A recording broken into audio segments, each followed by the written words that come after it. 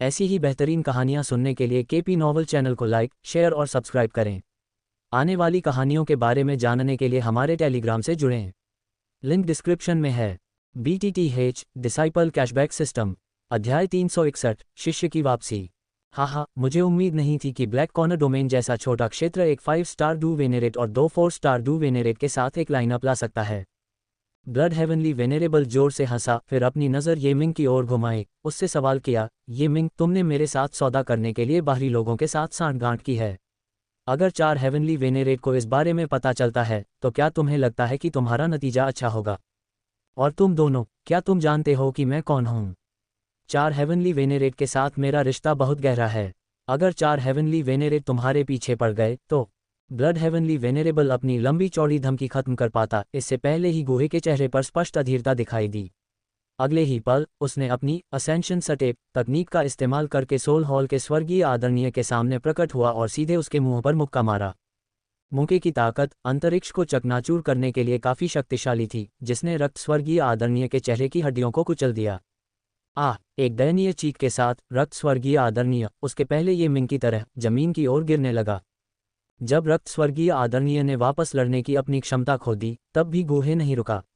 उसने उसे बार बार हवा में लात मारी, फिर उसे फिर से गिरने दिया। इस चक्र को 3 बार दोहराए जाने के बाद रक्त स्वर्गीय आदरणीय की चेतना धुंधली होने लगी। बस इतना ही काफी है। रक्त स्वर्गीय आदरणीय की स्थिति को देखकर गुहे ने आखिरकार अपना हमला बंद कर दिया। उसका क्लोन दौड़ा, अपना हाथ लहराया और रक्त स्वर्गीय आदरणीय के शरीर को हवा में लटका दिया।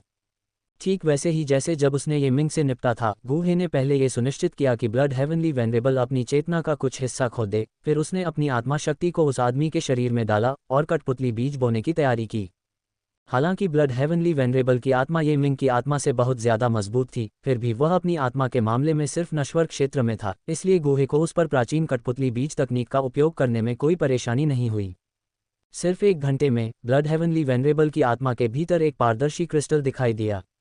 जब क्रिस्टल से पारदर्शी धागे उसकी पूरी आत्मा में फैल गए तो गुहे ने अपनी आत्मा शक्ति वापस ले ली। ब्लड हेवनली वेनरेबल की यादों से गुहे को पता चला कि जिस सोल हॉल शाखा में वह रहता था वह सेंट्रल प्रांत के उजाड़ उत्तरी क्षेत्र में स्थित थी और ब्लड हेवनली वेनरेबल उस शाखा में सबसे उच्च पदस्थ अधिकारी था। सेंट्रल प्रांत के उत्तरी क्षेत्र में सतह पर सबसे मजबूत गुडविंड एंड थंडर पवेलियन था।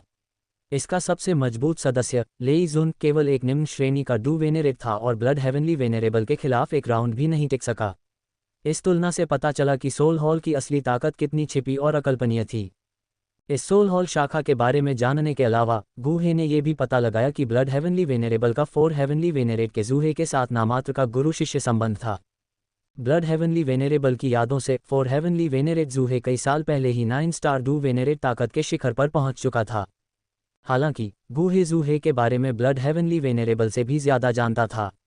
इस समय जूहे संभवतः पहले से ही 9 स्टार डू वेनेरेट के शिखर पर था, जो हाफ सेंट बनने से बस एक कदम दूर था।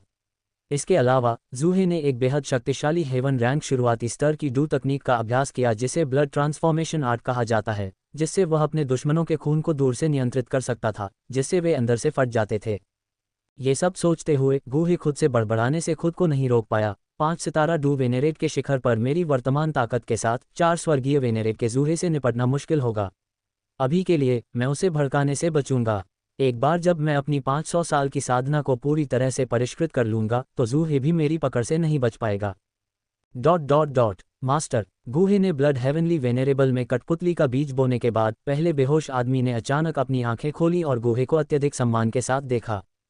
ब्लड हेवनली वेनेरेबल, जब आप वापस लौटें तो सोल हॉल से आने वाले किसी भी संदेश पर कड़ी नजर रखें, खासकर उत्तर पश्चिमी महाद्वीप से संबंधित संदेशों पर।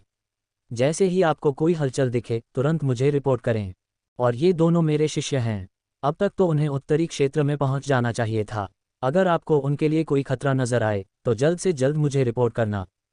जैसे ही गुहे ने अपने आदेश जारी किए, उसने जी यान और हान यू की उपस्थिति को ब्लड हेवनली वेनरेबल के दिमाग में अंकित कर दिया। हाँ मास्टर, ब्लड हेवनली वेनरेबल ने गुहे के निर्देश सुनकर सम्मानपूर्वक सिर हिलाया। ठीक है, ये गोली ले लो और जितनी जल्दी हो सके सेंट्रल प्रोविंस लौट आओ। बोलते समय गुहे ने अपने सिस्टम स्पेस से एक उपचार की गोली निकाली और उसे ब्लड हेवनली वेनरेबल के मुंह में रख दिया। इससे पहले गूहे ने अपनी ताकत को ध्यान से नियंत्रित किया था, ये सुनिश्चित करते हुए कि उसने ब्लड हेवनली वेनरेबल को जो चोटें पहुंचाईं उससे उसकी नींव को नुकसान न पहुंचे। लौटने के बाद ब्लड हेवनली वेनरेबल धीरे धीरे ठीक हो पाएगा, इसलिए गूहे ने उसे जो गोली दी वह सिर्फ एक मानक ग्रेड 7वीं स्तरीय गोली थी। अगले ही पल ब्लड हेवनली वेनरेबल और ये मिंग दोनों एक साथ क्षेत्र से चले गए। इस बार गूहे ने अपने क्लोन को जियामा साम्राज्य में वापस नहीं बुलाया। इसके बजाय उसने प्रशिक्षण जारी रखने के लिए इसे ब्लैक कॉर्नर डोमेन में रहने दिया, जबकि उसका असली शरीर जल्दी से जियामा साम्राज्य में वापस चला गया। जियामा साम्राज्य में स्टोन डेजर्ट सिटी में एल्डर ब्रदर मर्सिनरी ग्रुप के मुख्यालय के भीतर समूह के नेता लियूलिंग के आंगन में लियूलिंग समूह के नेता का बैज सौंपने की प्रक्रिया में था, जो एल्डर ब्रदर मर्सिनरी ग्रुप के अधिकार का प्रतिनिधित्व करता था। कसीदा को, नेता, इस बार आप कितने समय के लिए चले जाएंगे? कसीदा ने अनिच्छा के स्वर में पूछा, जब उसे पता चला कि लियूलिंग स्टोन डेजर्ट सिटी छोड़ रहा है। लगभग 1 साल। इस दौरान एल्डर ब्रदर मर्सिनरी ग्रुप चीजों को प्रबंधित करने के लिए आप पर निर्भर रहेगा। लियूलिंग ने कसीदा के कंधे को थपथपाने के लिए अपना हाथ उठाते हुए कहा, उसका चेहरा अचानक गंभीर हो गया। कैसिडा, अब जब तुम दूसरे नंबर के कमांडर हो तो ये याद रखना, मेरी अनुपस्थिति में किसी भी सदस्य को एल्डर ब्रदर मर्सिनरी ग्रुप के नियमों को तोड़ने की अनुमति नहीं है। लियूलिंग के शब्दों को सुनकर कैसिडा ने सीधा होकर जोर से जवाब दिया, चिंता मत करो नेता, मैं आपके द्वारा निर्धारित नियमों का सख्ती से पालन करूंगा। अच्छा, यहाँ कुछ गोलियां हैं जो मैंने खुद बनाई हैं, इन्हें आपात स्थिति के लिए रख लो। लियूलिंग ने स्वीकृति में सिर हिलाया, फिर 1 दर्जन जैड की बोतलें निकाली और उन्हें कैसिडा को सौंप दिया। ये तैयारियां पूरी करने के बाद लियूलिंग की पीठ से अचानक लाल पंखों की एक जोड़ी निकली। जियो जिन के साथ वह उस शहर से उड़ गया जहां उसने लगभग 1 साल बिताया था। इस बीच चुयून साम्राज्य में 10,000 जहर संप्रदाय के द्वार पर एक भयंकर युद्ध अभी समाप्त हुआ था। जब से 10,000 जहर संप्रदाय के संप्रदाय गुरु लियूरुलोंग गायब हुए हैं, तब से दानव जहर संप्रदाय के लोग 10,000 जहर संप्रदाय के क्षेत्र पर आक्रामक रूप से कब्जा कर रहे थे।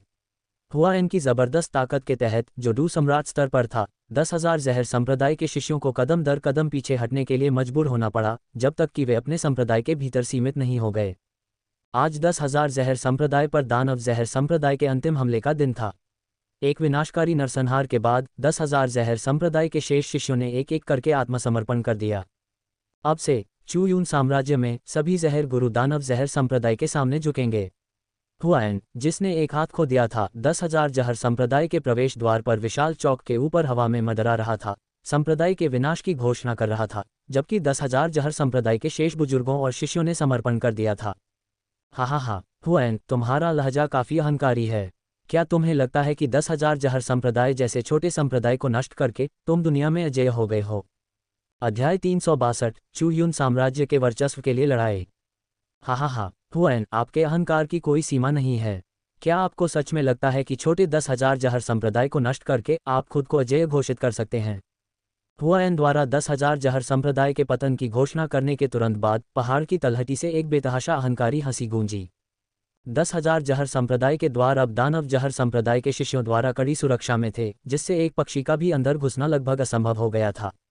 फिर भी उस आवाज का मालिक बिना किसी की नज़र में आए प्रकट हुआ, स्पष्ट रूप से एक शक्तिशाली व्यक्ति। किस तरह का नीच व्यक्ति यहाँ इतनी बेशर्मी से काम करने की हिम्मत करता है? आवाज के धीमे होने के तुरंत बाद हुआंग दशान तुरंत देखने के लिए एक ऊंचे स्थान पर उड़ गया। उसकी नज़र में डुक्यूई पंखों वाली 3 आकृतियां धीरे धीरे चौक की ओर उड़ रही थीं। उनका नेतृत्व एक अधेड़ उम्र का व्यक्ति कर रहा था, जिसके चेहरे पर उदासी थी और वह आलीशान वस्त्र पहने हुए था। उसके पीछे 2 बुजुर्ग थे। 3 डू सम्राट। तीनों से निकलने वाली आभा को महसूस करते हुए हुआएन का चेहरा तुरंत बदल गया और वह जल्दी से हुआंग दहाई की ओर चिल्लाया, दहाई, अब पीछे हटो। हालांकि जैसे ही हुआएन ने उसे चेतावनी दी, समूह का नेतृत्व करने वाला अधेड़ उम्र का व्यक्ति हुआंग दहाई के सामने आया और धीरे से अपना पैर उठाया, हुआंग दहाई के बड़े पेट पर लात मारी। बूम! इससे पहले कि हुआंग दहाई कुछ प्रतिक्रिया कर पाता, वह आसमान से नीचे गिर गया और चौक पर जोर से जा गिरा। दहाई, ये देखकर कि हुआंग दहाई को चोट लगी है, हुआएन जल्दी से अपनी तरफ मुड़ा और चिंता से अपनी चोटों की जांच की। मास्टर, हुआंग दहाई बोलने के लिए संघर्ष कर रहा था, उसके मुंह से एक बार फिर खून बह रहा था। यह उसके असभ्य शब्दों के लिए एक छोटी सी सजा थी।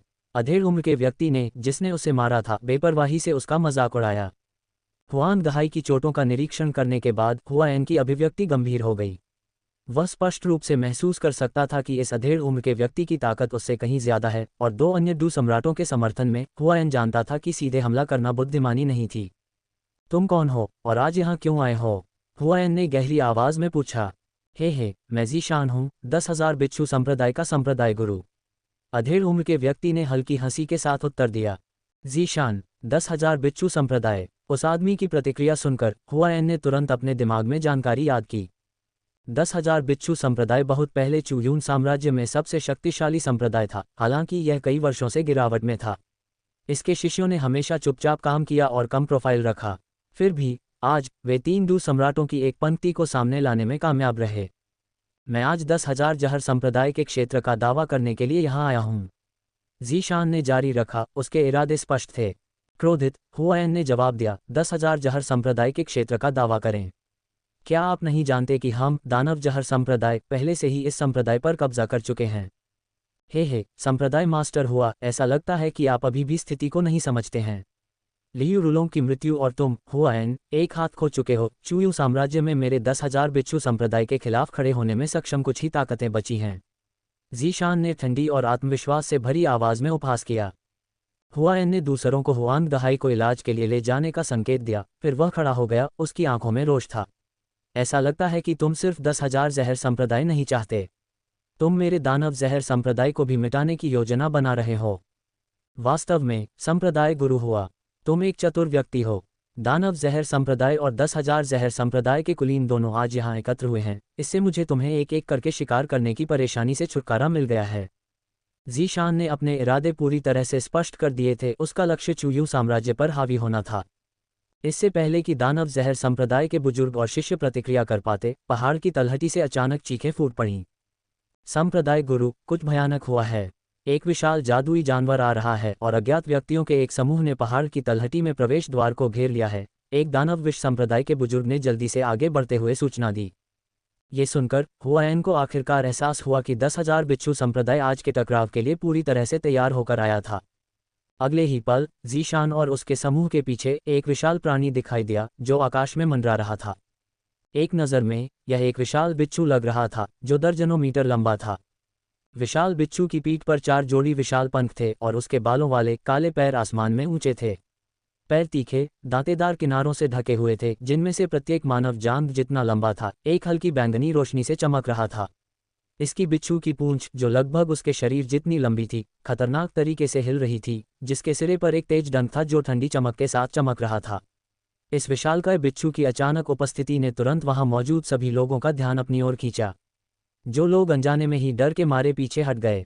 जब हुआयन ने इस प्राणी को देखा तो उसका चेहरा एकदम बदल गया और वह चौंक कर बोला, 4 पंखों वाला आकाशीय दानव बिच्छू, एक 6ठी श्रेणी का जादुई जानवर। तुम्हारी आंखें अच्छी हैं, संप्रदाय गुरु हुआ। अब सुनो, 10,000 विष संप्रदाय और दानव विष संप्रदाय के सभी शिष्य, यदि तुम मरना नहीं चाहते तो जल्दी से मेरे 10,000 बिच्छू संप्रदाय के सामने आत्मसमर्पण कर दो। हम तुम्हारे साथ अन्याय नहीं करेंगे। ज़ीशान ने 4 पंखों वाले आकाशीय दानव बिच्छू को बुलाने के बाद और भी अधिक अहंकार के साथ कहा। ज़ीशान के शब्दों को सुनकर 10,000 विष संप्रदाय के शिष्य, जिन्होंने अभी अभी दानव विष संप्रदाय के सामने आत्मसमर्पण किया था, तुरंत अपनी पीठ मोड़ ली और 10,000 बिच्छू संप्रदाय में शामिल हो गए। इस समय 10,000 बिच्छू संप्रदाय की श्रेष्ठ शक्ति के सामने 10,000 जहर संप्रदाय का पूरा गण न केवल पराजित हो गया, बल्कि अधिक शिष्यों के दलबदल के कारण संख्या में भी कम हो गया। सभी दानव जहर संप्रदाय के शिष्य, मेरे साथ आगे बढ़ो। हम आज की हार का बदला किसी और दिन लेंगे। हुआयन चिल्लाया, भले ही स्थिति भयावह थी। आत्मसमर्पण करने से इनकार करते हुए उसने आदेश दिया और दानव जहर संप्रदाय के लगभग 90% शिष्य और बुजुर्ग पहाड़ से नीचे उतरने लगे। मूर्खतापूर्ण प्रतिरोध। हुआयन की अवज्ञा को देखकर ज़ीशान की पहले की शांत अभिव्यक्ति अब क्रोध से रंगी हुई थी। एक झटके में ज़ीशान हुआयन को रोकने के लिए आगे बढ़ा। इस बीच ज़ीशान का अनुसरण करने वाले 2 बुजुर्गों ने दानव जहर संप्रदाय के बुजुर्गों के खिलाफ कार्रवाई की। 2 डू सम्राट शक्तिशाली लोगों ने डू राजाओं के एक समूह का सामना किया और यह एक पूर्ण नरसंहार था। कुछ ही पलों में दानव विष संप्रदाय में हताहतों की संख्या बढ़ने लगी। ये देखकर हुआयन, जो भागने के लिए दौड़ रहा था, मदद के लिए पीछे मुड़ा। लेकिन जैसे ही वह आगे बढ़ा, ज़ीशान ने उसका रास्ता रोक दिया और तेजी से एक तीखी गंध वाली नीली छड़ को हुआयन के सिर पर घुमाया। अपने बचाव में हुआयन के एक हाथ ने छड़ के आकार का हथियार निकाला। ओल्ड मॉन्स्टर लियू के साथ लड़ाई के बाद से जहां उसने अपना हाथ खो दिया था, उसने अपना चांदी का भाला छोड़ दिया था। दोनों छड़ें हवा में हिंसक रूप से टकराईं, चिंगारी उड़ी और नीली छड़ से एक अजीब ठंडी जहरीली गैस फैल गई। हुआयन का हाथ सुन्न हो गया और वह जल्दी से पीछे हट गया। हाहा, 7 सितारा डू सम्राट के रूप में अपनी ताकत से मेरे प्रहार का सामना करने में सक्षम होने के लिए आप बुरे नहीं हैं। अध्याय 363, एक ही क्षेत्र में कुचलने वाली युद्ध शक्ति। हाहा, 7 सितारा डू सम्राट की ताकत के साथ मेरे प्रहार का सामना करने के लिए आप काफ़ी प्रभावशाली हैं। हुआयन को पीछे हटते देख बिच्छू पर्वत ने पीछा नहीं किया। अपनी ताकत के साथ अगर हुआयन वास्तव में भागना चाहता तो वह उसे रोक नहीं पाता। हालांकि अगर हुआयन आज चला जाता तो पूरा दानव विश्व संप्रदाय और 10,000 विश्व संप्रदाय बिच्छू संप्रदाय द्वारा पूरी तरह से निगल लिया जाता, जिससे हुआयन एक आवारा कुत्ते से ज़्यादा कुछ नहीं रह जाता। दर्जनों मीटर पीछे हटने के बाद हुआयन भागा नहीं। उसका दिल तनाव में था क्योंकि दानव विश्व संप्रदाय के बुजुर्ग बिच्छू संप्रदाय के 2 डू सम्राट विशेषज्ञों को रोकने के लिए संघर्ष कर रहे थे। जैसे ही हुआयन ने बिच्छू पर्वत का सामना किया, जिसने एक नीला कर्मचारी चलाया, 10,000 विश्व संप्रदाय के विशाल वर्ग के ऊपर का आकाश अचानक हिंसक रूप से मुड़ गया। जल्द ही सफ़ेद कपड़े पहने एक सुंदर आकृति और एक चांदी के बालों वाली छोटी लड़की विकृत स्थान से बाहर निकल आई। इस अचानक घटना ने तुरंत बिच्छू पर्वत का ध्यान आकर्षित किया। हवा में विशाल 4 पंखों वाला स्वर्गीय दानव बिच्छू भी चांदी के बालों वाली लड़की को सावधानी से देख रहा था। उसकी विशाल पुतलियां डर के निशान दिखा रही थीं। शायद ये राक्षस जानवरों के बीच एक अनोखी संवेदन क्षमता थी, लेकिन एक मजबूत आभा जारी किए बिना भी शून्य जानवर उसकी अपार शक्ति को महसूस कर सकता था। इतना विशाल राक्षस जानवर यहाँ कैसे प्रकट हो सकता है? वे 3 डू सम्राट विशेषज्ञ कहाँ से आए? ज़ियाओ यिक्सियन के प्रकट होने के बाद उसकी नज़र आसमान में लड़ाई पर टिकने से पहले इधर उधर घूमी। बहुत बढ़िया, ये दोनों महिलाएं बिल्कुल सही समय पर आई हैं। 2 अचानक आगमन को देखकर हुआयन को लगा जैसे उसने अपने उद्धारकर्ताओं को देखा हो और उसका पहले से सिकुड़ा हुआ माथा शांत हो गया। कुछ समय पहले हुआयन ने जहर संत के खंडहरों से निकलने के बाद ज़ियाओ यिक्सियन का सामना किया था। वह खंडहरों के भीतर प्राचीन जंगल में खनन करने में उसकी मदद करने के लिए दानव विश्व संप्रदाय से कुछ शिष्यों को भेजने के लिए सहमत हो गया था। इस प्रकार हुआयन ने व्यक्तिपरक रूप से मान लिया था कि वह और ज़ियाओ यिक्सियन दोस्ताना शर्तों पर हैं। इसलिए ज़ियाओ यिक्सियन और छोटी चांदी के बालों वाली लड़की को देखकर वह अपनी उत्तेजना को छिपा नहीं सका। ये छोटी लड़की कौन है? वह इतनी कम उम्र में 8 सितारा डू सम्राट की ताकत कैसे प्राप्त कर सकती है? और उसके बगल में वह छोटी लड़की। इस समय हुआयन के सामने खड़े बिच्छू पर्वत ने अपनी भौहें सिकोड़ लीं। वह ज़ियाओ यिक्सियन की ताकत को पहचान सकता था, लेकिन उसके बगल में खड़ी छोटी लड़की ने उसे एक अथाह एहसास दिया। देवियों, कृपया मेरे दानव विश्व संप्रदाय के बुजुर्गों को बचाने में मदद करें। हुआयन ने सहायता के लिए विनती की। हुआयन के शब्दों को सुनकर बिच्छू पर्वत की प्रतिक्रिया विशेष रूप से तीव्र थी। उसने उम्मीद नहीं की थी कि हुआयन के पास इतना शक्तिशाली बैकअप होगा। देवियों, आज का संघर्ष बिच्छू संप्रदाय और दानव विश्व संप्रदाय के बीच है। यदि आप हस्तक्षेप करने से बचते हैं तो मैं व्यक्तिगत रूप से इस काम के समाप्त होने के बाद आपको एक बड़ा इनाम सुनिश्चित करूंगा। बिच्छू पर्वत ने ज़ियाओ यिक्सियन और चांदी के बालों वाली लड़की से बहुत विनम्रता से बात की। हुआयन और बिच्छू पर्वत दोनों की बात सुनकर ज़ियाओ यिक्सियन की आंखों में चिंतनशील भाव दिखाई दिया। आमतौर पर वह खुद को संप्रदाय के संघर्षों में शामिल नहीं करती। हालांकि हुआयन के साथ उसका एक सहयोगी रिश्ता था और उसने अवशेष के बारे में कुछ भी न बताते हुए अपना वादा निभाया था। समय के साथ वे दोस्त बन गए थे। वह हुआयन और दानव विश्व संप्रदाय को इस तरह नष्ट होते नहीं देखना चाहती थी। ये बिच्छू संप्रदाय क्या है? इसके बारे में कभी नहीं सुना। हुआयन मेरा दोस्त है, इसलिए अगर तुम नहीं चाहते कि मैं कोई कदम उठाऊं तो बेहतर होगा कि तुम अपने लोगों के साथ तुरंत चले जाओ, ज़ियाओ यिक्सियन ने शांति से कहा। इस समय वह पहले से ही 8 सितारा डू सम्राट के स्तर पर पहुंच चुकी थी और रहस्यमय और शक्तिशाली नेदरवर्ल्ड जहर की लौ में महारत हासिल कर चुकी थी। अपने अद्वितीय डूम जहर के साथ भले ही बिच्छू पर्वत डू सम्राट के शिखर पर था, लेकिन उसने उसे कोई खतरा नहीं माना। हाँ, तुम्हें लगता है कि तुम मुझे कुछ ही शब्दों से टाल सकते हो। अगर हम इतनी आसानी से पीछे हट गए तो बिच्छू संप्रदाय चुयून साम्राज्य में कैसे जीवित रह सकता है? ज़ियाओ यिक्सियन के रवैये को समझते हुए बिच्छू पर्वत की अभिव्यक्ति तुरंत ठंडी हो गई और उसके शब्द कम विनम्र हो गए। ऐसा लगता है कि तुम आश्वस्त नहीं हो। उस स्थिति में मैं तुम्हें तब तक पीटूंगा जब तक तुम हार नहीं मान लेते। ज़ियाओ यिक्सियन उसके साथ समय बर्बाद नहीं करना चाहती थी। अगले ही पल उसकी आकृति टिमटिमा उठी और वह तेजी से बिच्छू पर्वत के करीब पहुंच गई। ज़ियाओ यिक्सियन की हरकत देखकर बिच्छू पर्वत ने जल्दी से अपनी स्थानिक अंगूठी से एक नीली सीटी निकाली और उसे तेजी से बजाया। तुरंत हवा में एक चीखने की आवाज गूंज उठी और 4 पंखों वाला स्वर्गीय दानव बिच्छू जो ऊपर से देख रहा था अचानक क्रूर हो गया। सीटी बजाने के बाद बिच्छू पर्वत ने अपने नीले डंडे को आगे की ओर घुमाया, जिससे तुरंत एक भयानक नीला बर्फीला जहर युक्त डुक्यूई निकल गया। जियो यिक्सियन ने आने वाली डुक्यूई को देखा और उसकी आंखों में तिरस्कार की एक झलक दिखाई दी। उसने अपनी हथेली को थोड़ा ऊपर उठाया और उसके हाथ से ग्रे डुक्यूई की एक विशाल लहर फैल गई। इस ग्रे ऊर्जा में न केवल तीव्र जहर था बल्कि घातक स्थिरता की शक्ति भी थी। बिच्छू पर्वत का घमंडी बर्फीला जहर डुक्यूई इस ग्रे ऊर्जा द्वारा पूरी तरह से दबा दिया गया था। एक भयंकर ऊर्जा संघर्ष के बाद जियाओ यिक्सियन अपनी जगह पर खड़ी रही, उस बची हुई शक्ति से अप्रभावित जिसने उसे मारा। दूसरी ओर ग्रे ऊर्जा से दागदार बिच्छू पर्वत का हाथ काला पड़ने लगा। क्या भयानक जहरीला डुक्यूई! अपने हाथ में आए बदलावों को महसूस करते हुए बिच्छू पर्वत ने जहर के प्रसार का विरोध करने के लिए जल्दी से अपना डुक्यूई प्रसारित किया। अपने पीछे सावधान रहो, लेडी जियाओ। जियाओ यिक्सियन और बिच्छू पर्वत के बीच जांच करने वाले वार के तुरंत बाद हुआएन ने एक जरूरी चेतावनी दी। जैसे ही उसकी आवाज़ गिरी, आसमान में एक तीखी चीख गूंज उठी। अगले ही पल जियाओ यिक्सियन ने महसूस किया कि पीछे से हवा का एक तेज झोंका आ रहा है। उसके सिर पर एक बहुत बड़ी छाया छा गई। 4 पंखों वाले स्वर्गीय दानव बिच्छू का विशाल डंक तेजी से उसके ऊपर उतर रहा था। जबकि जियाओ यिक्सियन का जहर डुक्यूई उसी स्तर के विरोधियों के खिलाफ बेजोड़ था, वह निस्संदेह एक राक्षस जानवर के खिलाफ कच्ची शक्ति के मामले में नुकसान में होगी। इस प्रकार इस हमले को महसूस करने पर जियाओ यिक्सियन ने लापरवाही से इसका सामना करने का प्रयास नहीं किया। इसके बजाय उसने तेजी से अपने शरीर को घुमाया और विशाल डंक के आने वाले प्रहार को चकमा दिया। इस संक्षिप्त राहत का लाभ उठाते हुए स्कॉर्पियन माउंटेन ने जल्दी से अपने शरीर से डूम जहर क्यूई को बाहर निकाल दिया। इस बीच हुआएन अपने संप्रदाय के बुजुर्गों की मदद करने के लिए बिच्छू संप्रदाय के 2 डू सम्राट विशेषज्ञों के खिलाफ उनके संघर्ष में भाग लेने के लिए दौड़ा। हुआएन, एक उच्च स्तरीय डू सम्राट, लड़ाई में शामिल होने के साथ 2 बुजुर्ग जो केवल 3 सितारा डू सम्राट स्तर पर थे, लड़खड़ाने लगे। इसके बावजूद स्कॉर्पियन माउंटेन ने हस्तक्षेप नहीं किया, अपनी नज़र जियाओ यिक्सियन पर टिकाए रखी, जबकि चुप लिटिल सिल्वर से सावधान रहा, जिसने अभी तक कोई कदम नहीं उठाया था। 4 पंखों वाला स्वर्गीय दानव बिच्छू अपना वार चूक जाने के कारण जियाओ यिक्सियन को आराम करने का समय नहीं दिया।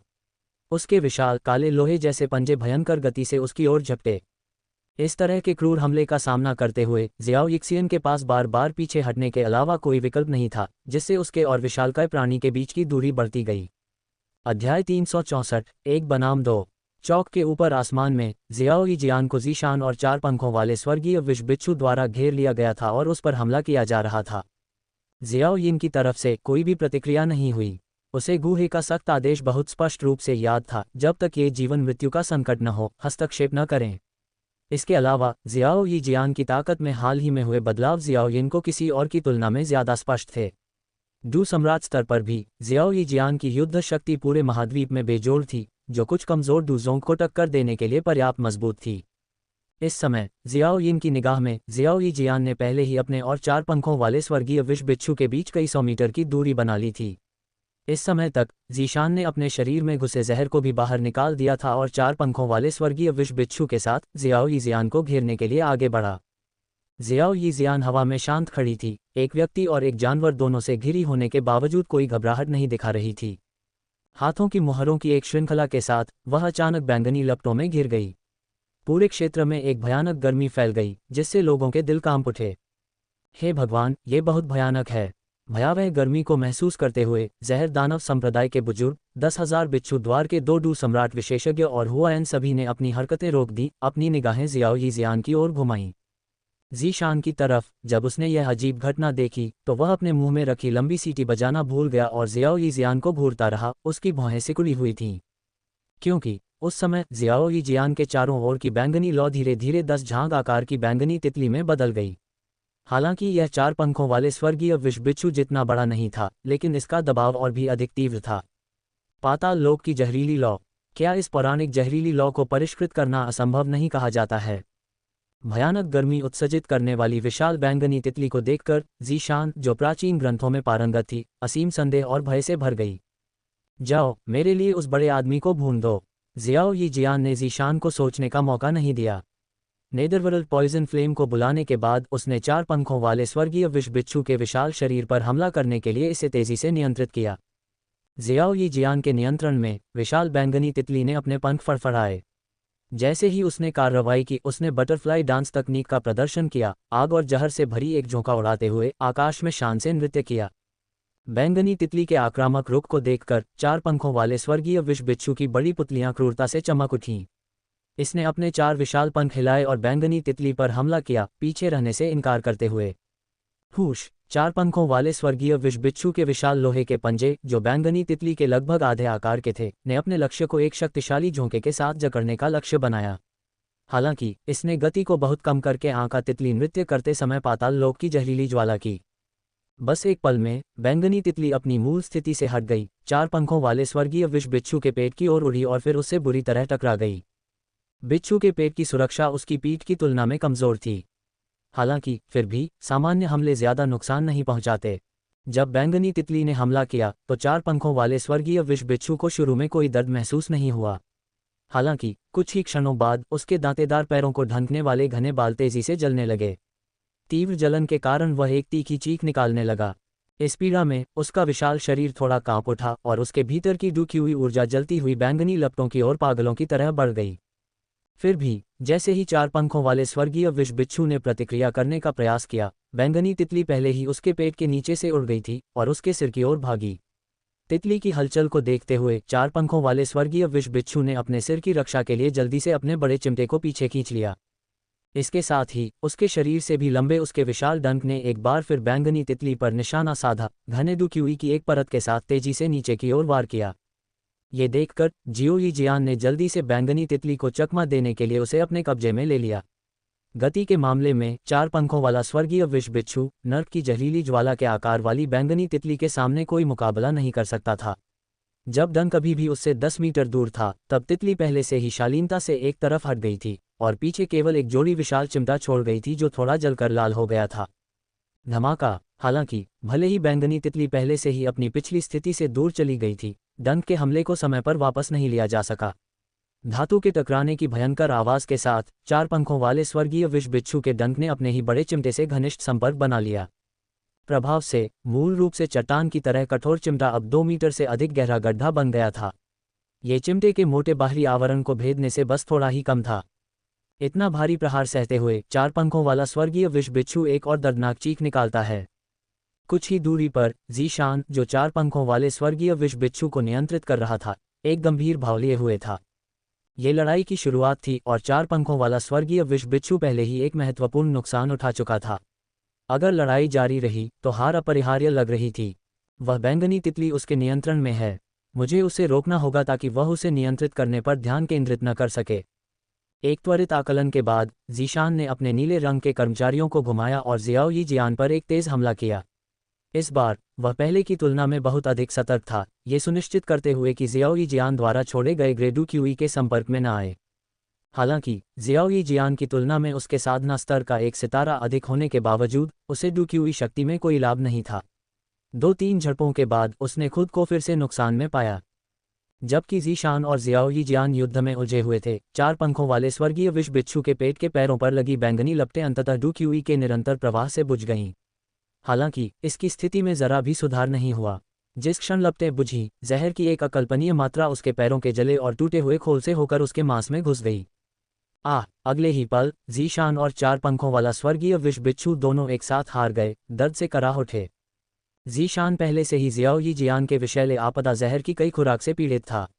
इसी तरह 4 पंखों वाला स्वर्गीय विष बिच्छू, जो अब जहर से भर गया था, इतनी पीड़ा में था कि वह जमीन की ओर गिर पड़ा।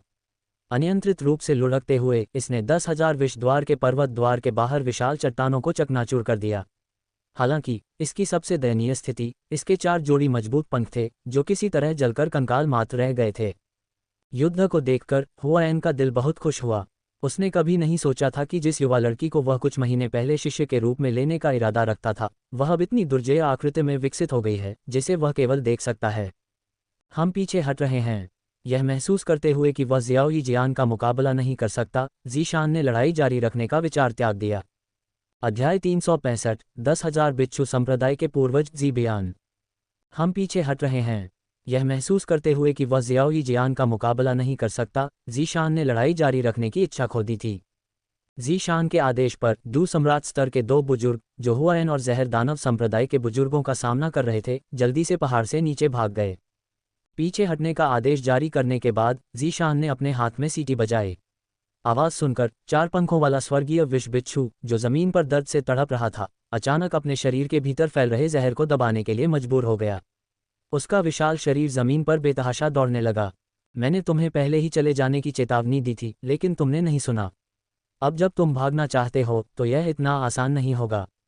ज़ीशान और उसके आदमियों को पीछे हटते देख ज़ियाओ ईज़ियान ने तेज़ी से उनका पीछा किया और ज़ीशान का रास्ता रोक दिया। हुआयन और जहर दानव संप्रदाय के बुजुर्ग उसके पीछे पीछे चल रहे थे। छोटी लड़की, मैं मानता हूं कि तुम बहुत मजबूत हो, लेकिन क्या तुमने कभी यह कहावत सुनी है कि हमेशा कोई न कोई तुमसे ज़्यादा मजबूत होता है?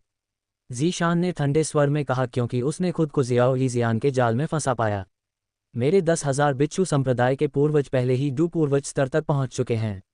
अगर उनका एकांत न होता तो हमारा 10,000 बिच्छू संप्रदाय चूयू साम्राज्य की सारी शक्तियों को निगल जाता। अगर आज हमारे साथ कुछ भी होता है तो यह निश्चित रूप से पूर्वज को डरा देगा। उस समय 10,000 बिच्छू संप्रदाय के पूर्वज, क्या ये ज़ीबियान हो सकता है जिसके बारे में अफवाह थी कि वह दशकों पहले मर गया था? हुआयन ने ज़ीशान की धमकी सुनकर आश्चर्य से पूछा। मुझे परवाह नहीं है कि यह ज़ी जो भी हो बियान कौन है। भले ही वह डू पूर्वज विशेषज्ञ हो, लेकिन वह अभी यहाँ नहीं है ना? जब वह आएगा तो हम उससे निपट लेंगे। ज़ियाओ यीजियान ने उदासीनता से उत्तर दिया। ज़ीशान के जवाब का इंतजार किए बिना ज़ियाओ यीजियान ने तेज़ी से कार्रवाई की। नेदरवर्ल्ड पॉइजन फ्लेम को नियंत्रित करके चार पंख वाले स्वर्गीय विष बिच्छू पर हमला किया, जो पागलों की तरह भाग रहा था। लानत है, तुम्हें आज जो फैसला लिया है उस पर पछताना पड़ेगा। ज़ियाओ यीजियान की हरकतों को देखकर ज़ीशान की नज़र सख्त हो गई। अगले ही पल उसने डू सम्राट स्तर के अन्य दो बुजुर्गों को नज़रअंदाज कर दिया और अकेले ही घेरे को तोड़ने की कोशिश की। उन दो बुजुर्गों के साथ हुआयन ने जाने की हिम्मत नहीं की, इसलिए ज़ियाओ यीजियान ही ज़ीशान का पीछा करने वाला अकेला व्यक्ति था। 10,000 विष संप्रदाय के पहाड़ की तलहटी पर 10,000 बिच्छू संप्रदाय के सदस्यों के साथ कई दिनों की लड़ाई से थके हुए जहर दानव संप्रदाय के अधिकांश शिष्यों को पीछे धकेला जा रहा था। वे लगातार हताहत हो रहे थे। तभी पहाड़ से एक भयंकर कंपन आया, मानो भूकंप आने वाला हो। कुछ ही क्षणों बाद युद्ध के मैदान के दोनों ओर के लोगों के सामने एक विशालकाय जानवर, दर्जनों मीटर लंबा, पागल प्राणी की तरह पहाड़ से नीचे की ओर दौड़ा। उसका शरीर उग्र बैंगनी लपटों में घिरा हुआ था। ये किस तरह का विशालकाय जानवर है? क्षेत्र की रक्षा कर रहे जहर दानव संप्रदाय के सैकड़ों शिष्य चार पंखों वाले स्वर्गीय जहर बिच्छू को देखकर डर से पीले पड़ गए। हाँ, ये हमारे 10,000 बिच्छू संप्रदाय का संरक्षक जानवर है। तुम्हारा जहर दानव संप्रदाय बर्बाद हो गया है। जहर दानव संप्रदाय के शिष्यों के डर के विपरीत 10,000 बिच्छू संप्रदाय के सदस्य उत्साह से भरे हुए थे। हालांकि उनमें से कुछ ने विशालकाय जानवर के शरीर पर जलती हुई बैंगनी लपटों को संदेह से देखा। सभी की चौकस निगाहों के सामने जानवर की गति बढ़ गई, क्योंकि वह आगे बढ़ रहा था। तितर बितर हो जाओ, सब तितर बितर हो जाओ। जानवर की अपार आभा और उसके द्वारा लाई गई गर्मी की लहर को महसूस करते हुए जहर दानव संप्रदाय के एक बुजुर्ग ने एक सितारा डूकिंग ताकत के साथ दूसरों को जल्दी से फैलने का आदेश दिया। इस विशालकाय प्राणी के सामने उनमें से किसी ने भी विरोध करने की थोड़ी सी भी इच्छा महसूस नहीं की। हाँ, संरक्षक जानवर मदद करने के लिए नीचे आया है। इसका मतलब है कि पहाड़ पर लड़ाई खत्म हो गई है। आप बेहतर आत्मसमर्पण कर सकते हैं। आपके संप्रदाय के गुरु हुआयन को शायद हमारे संरक्षक जानवर ने पहले ही भोजन में बदल दिया है। जैसे ही जानवर बेतहाशा नीचे की ओर बढ़ा, 10,000 बिच्छू संप्रदाय के शिष्य और भी उत्साहित हो गए। वे स्थिर खड़े रहे, ये देखने के लिए उत्सुक थे कि चार पंखों वाला स्वर्गीय विष बिच्छू एक एक करके विष दानव संप्रदाय के सदस्यों को खा रहा है। हालांकि जब विशाल जानवर विष दानव संप्रदाय के शिष्यों से 500 मीटर से भी कम दूरी पर था, तो उसका शरीर अचानक हिंसक रूप से रुक गया। उसका विशाल शरीर संतुलन खो बैठा और बेकाबू होकर लुढ़कने लगा। इस प्रक्रिया में कई मीटर आकार की एक विशाल बैंगनी तितली धीरे धीरे बिच्छू के शरीर से बाहर निकली। क्या हो रहा है? संरक्षक जानवर को क्या हो गया है? वह बैंगनी तितली कहाँ से आए? यहाँ तक कि एक मूर्ख भी बता सकता था कि चार पंखों वाले स्वर्गीय विष बिच्छू के साथ कुछ गंभीर गड़बड़ थी, क्योंकि वह नीचे की ओर लुढ़क रहा था। सौभाग्य से जहर दानव संप्रदाय के शिष्यों ने जानवर के हमले की दिशा में एक खुली जगह खाली करने के निर्देशों का पालन किया था। जैसे ही विशाल प्राणी जहर दानव संप्रदाय के शिष्यों के करीब लुढ़का, वह रुका नहीं। लगभग पूरी तरह से जड़ता से वह 10,000 बिच्छू संप्रदाय के घनी भीड़ वाले शिष्यों की ओर लुढ़कता रहा। 10,000 बिच्छू संप्रदाय के बहुत से शिष्य, जिनके पास प्रतिक्रिया करने का समय नहीं था, लुढ़कते हुए जानवर के नीचे सीधे कुचल दिए गए। इसके तुरंत बाद वे जानवर के शरीर पर अभी भी बनी हुई बैंगनी लपटों में घिर गए, जिससे वे कुछ ही क्षणों में जलकर राख हो गए। एक पल में युद्ध का मैदान, जो पहले खून की बदबू से भरा हुआ था, अब जले हुए मांस की दुर्गंध से भर गया। लुढ़कता हुआ जानवर आखिरकार एक विशाल चट्टान से टकराने के बाद रुक गया। संरक्षक जानवर उस बैंगनी तितली द्वारा जलाकर मार दिया गया। 4 पंखों वाले स्वर्गीय विषैले बिच्छू को निश्चल पड़ा देखकर और उसके शरीर से कभी कभी आने वाली चटकने वाली आवाजें सुनकर 10,000 बिच्छू संप्रदाय के सभी शिष्यों को एहसास हुआ कि क्या हुआ था। एक एक करके वे उस विशाल बैंगनी तितली को देखकर भयभीत हो गए, जो आकाश में बहुत ऊपर मंडरा रही थी। उनके माथे से सेम के आकार के पसीने की बूंदें टपक रही थीं। शक्ति का ये स्तर पहले से ही उनकी कल्पना से परे था। हालांकि विष दानव संप्रदाय के शिष्य भी बैंगनी तितली की उत्पत्ति से अनजान थे, लेकिन जब उन्हें समझ में आया कि इस भयानक रूप से गर्म तितली ने 10,000 बिच्छू संप्रदाय के संरक्षक जानवर को मार डाला है, तो उन्हें राहत महसूस हुई। तभी पहाड़ की तलहटी से एक दहाड़ गूंजी, तुमने हमारे संरक्षक जानवर को मार डाला, पूर्वज तुम्हें नहीं छोड़ेंगे। आवाज का अनुसरण करते हुए फटे पुराने कपड़ों में बिखरे बालों और काली त्वचा वाला एक अधेड़ व्यक्ति आकाश में दिखाई दिया। उसके पीछे शुद्ध सफेद कपड़े पहने एक युवा लड़की उनकी ओर तैरती हुई आई, मानो आराम से टहल रही हो। संप्रदाय गुरु। पहाड़ की तलहटी में बचे हुए 10,000 बिच्छू संप्रदाय के शिष्यों ने तुरंत उस अधेड़ उम्र के व्यक्ति को पहचान लिया। उन्होंने कभी नहीं सोचा था कि उनके एक समय के अलग थलग, शक्तिशाली और रहस्यमय संप्रदाय के गुरु अब इतनी दयनीय स्थिति में दिखाई देंगे। ज़ीशान के शरीर में जमा हुए विपत्ति के जहर को देखते हुए वह शायद अधिक समय तक जीवित नहीं रहेगा। ज़ीशान की दहाड़ सुनकर ज़ियाओ यीजियान ने अचानक उसका पीछा करना बंद कर दिया।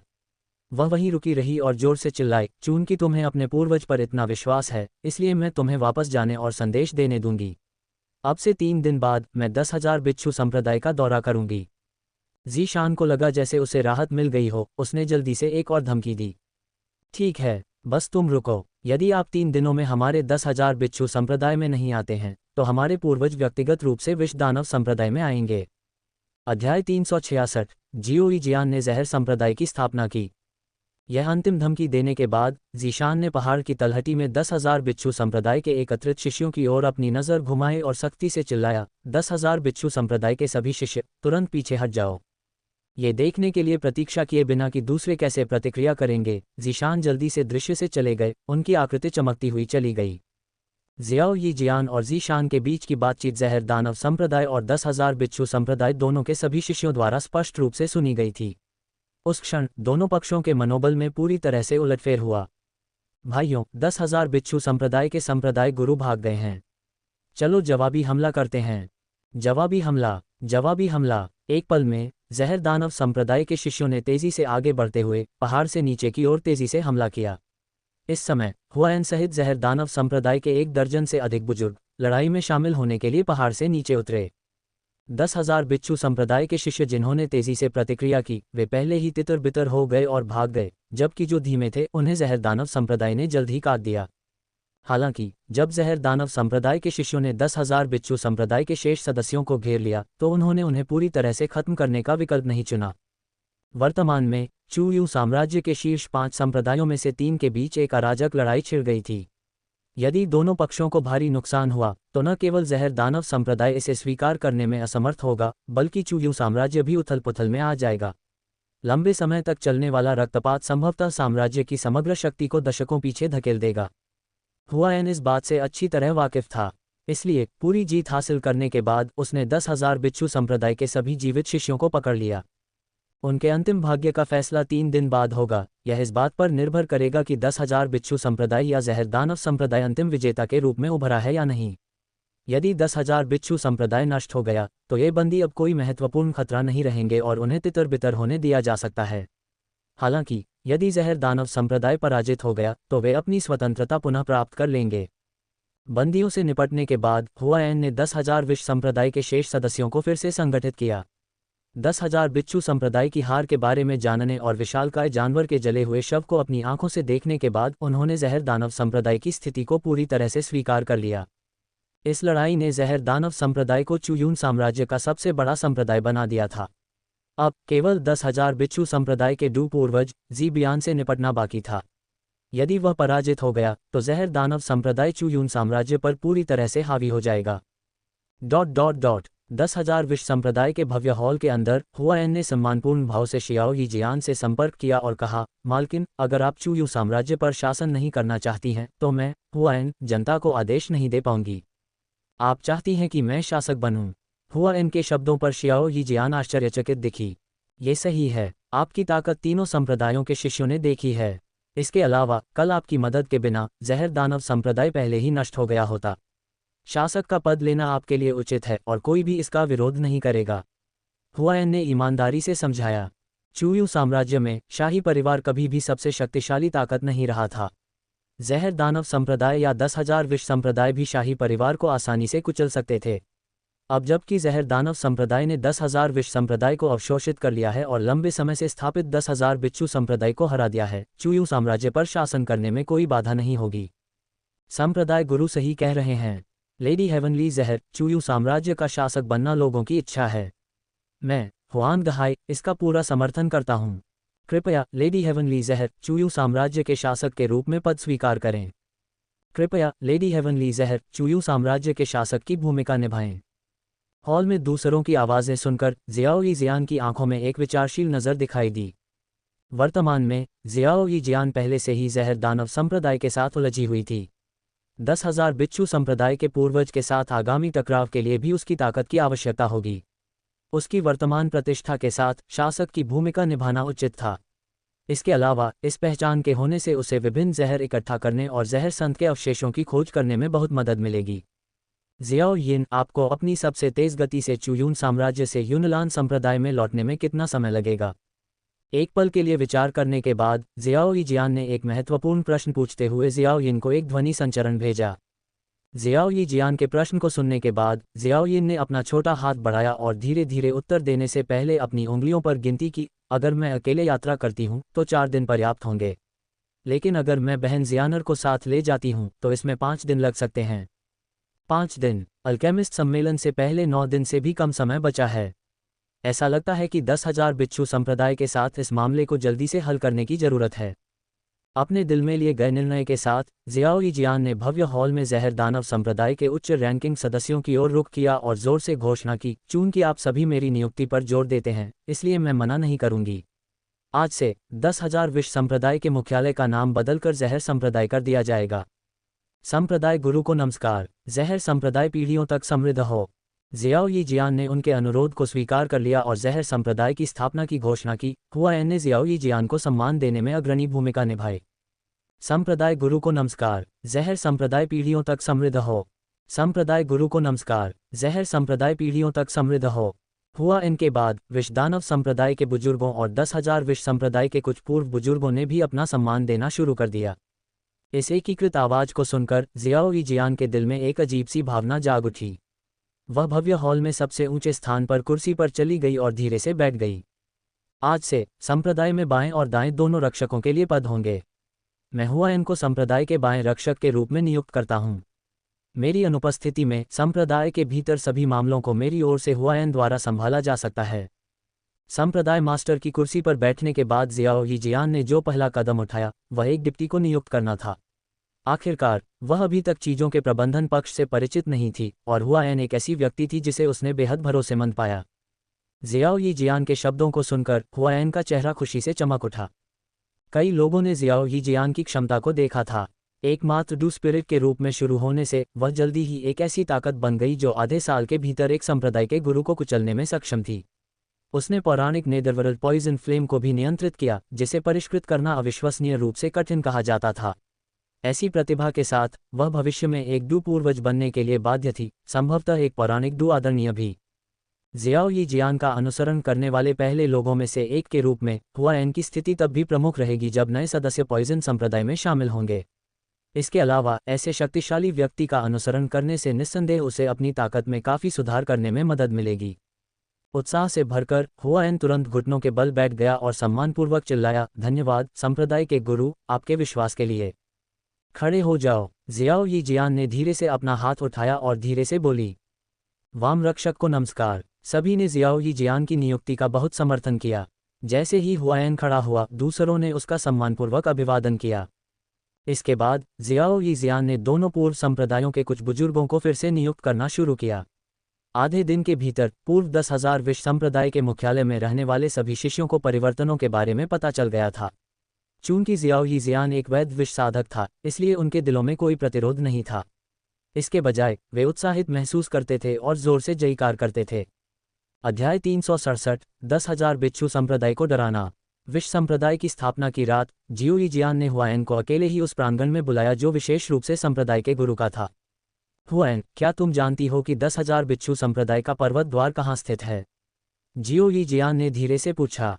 संप्रदाय के गुरु को रिपोर्ट करते हुए 10,000 बिच्छू संप्रदाय त्यानिक्सी पर्वत श्रृंखला के भीतर स्थापित है, जहां जहरीली धुंध हवा में भरी हुई है और हर जगह जहरीले कीड़े हैं।